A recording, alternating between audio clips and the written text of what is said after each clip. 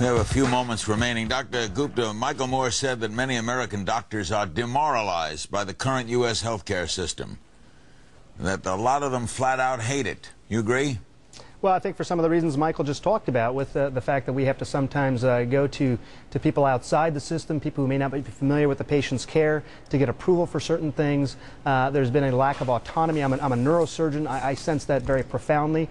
And I think, yeah, I mean, there's a lot of problems with the system. At least, I mean, the one that we certainly have to mention, obviously, is the uninsured problem. I mean, it breaks your heart to see how many people don't have basic health care insurance. It needs fixing. No.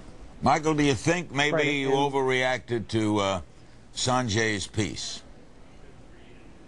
No, I am sorry we've taken so much time trying to correct his facts here tonight instead of talking about the real issue. People can go to my website and you can see point by point where he was wrong on everything.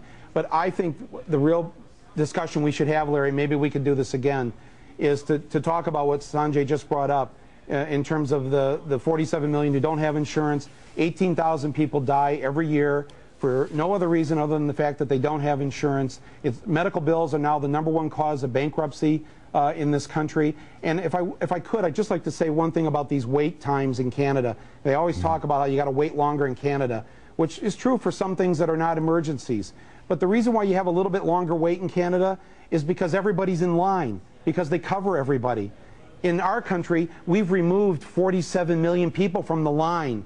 And anytime you remove 47 million people from a line, you're going to have less wait in line. Those of us who have insurance have a less wait time because 47 million of our citizens aren't there in front of us in line. That's wrong, and it's immoral.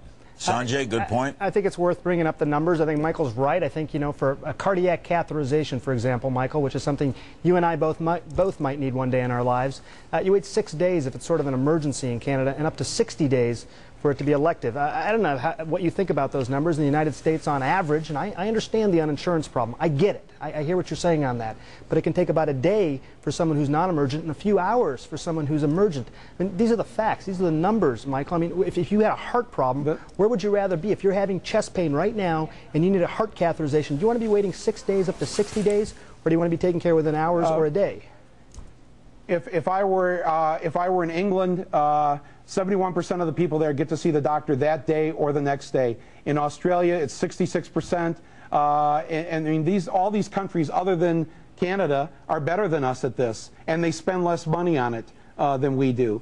You know, I know we like to feel like we're #1, and you know, Larry, you asked me if there's anything I regret about yesterday with Wolf, and I do feel bad about it, asking him to apologize on behalf of all the media to the American people about the war. I mean, I've been wondering for 3 or 4 years when somebody from the media was just going to say, "Hey, we're sorry we didn't ask those questions," and I didn't mean to put that on Wolf to be the lone representative of all that I think is wrong with our mainstream media right now. So and one thing we should clear up.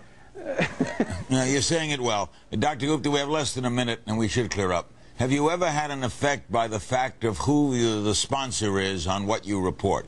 No, I have no contact at all with the sponsors. They've never affected my judgment. We did the story, the Sicko fact-check piece was completely just our own editorial pursuits on this. And Except, let me say this, the one expert that you had in the piece is a person from a think tank group who's a big Republican contributor.